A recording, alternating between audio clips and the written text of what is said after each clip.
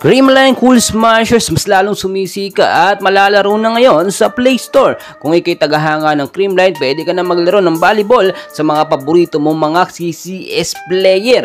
Well mga idol, bago tayo magpatuloy, please don't forget to like and subscribe and always hit the notification bell. Maraming salamat po. Well mga idol, nakakatuwa at talaga nagkaroon na ng games sa ating mga paboritong player sa Creamline Cool Smashers.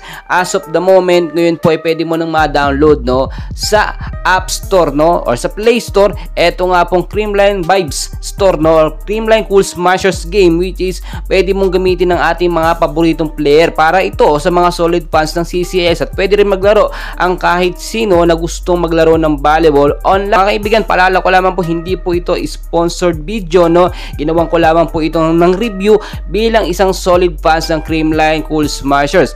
At alam naman po natin, mahakot ngayon ang samot-saring mga papuri at madaming awards ang ating Creamline Cool Smashers sa pagiging undefeated nila last conference lamang, dahil din sa napakagandang performance at magagaling na player ng Creamline Cool Smashers. Sunod-sunod po ang mga project nila ngayon. Nung nakaraan lamang ay nagkaroon nga sila ng commercial kasama ang buong team ng Creamline Cool Smashers, at ngayon ginawan sila ng games sa Play Store at sa App Stores na pwede pong malaro ng mga solid fans ng Cream. At kung matatandaan din po ninyo, nagkaka-interest din itong milyonaryo na TV host na si Willie Rebillame. Then recently, invited talaga ang buong Creamline Cool Smashers sa kanyang extended birthday celebration. May mga dumating din sa ating updates na ito nga daw pong si Willie Rebillame ay nagkaka-interest dito sa Creamline Cool Smashers at gustong makipag-partner dito sa Ribisco. Sa pagkakataong ito, kapag nangyari yon, ay baka mabago ang sistema ng Creamline Cool Smashers at papalitan ng humahawak. Pero sana wag naman, dahil solid fans po talaga ng Creamline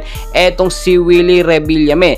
At dahil nga po hinihintay natin ngayong Pebrero ang magiging unang laban nga po sa February 20, ang pagsisimula po ng PBL All Filipino Conference ngayong season na ito, aasahan po natin na mas malakas po ang Creamline Cool Smashers dahil meron din sila mga bagong, may mga nawala man sa Creamline Cool Smashers pero may mga nadagdag naman na mga star players. So aabangan talaga natin at susuportahan natin, dahil po kung maaalala ninyo, ang Creamline Cool Smashers po ngayon ang mas lalo nagpapasikat sa larangan ng sports ng volleyball dito sa Pilipinas. Kahit po ang mga bata sa mga schools ay talagang nakikilala at nagtuturo po sila ng volleyball, which is magandang impact po ito para sa mga kabataan, para ma-focus lamang ang kanilang attention hindi sa mga gadget at online games, para sama na dyan ng sports sa volleyball at sa mga outdoor activities. Well mga idol, patuloy ko kayong update, and please don't forget to like and subscribe. Maraming salamat po.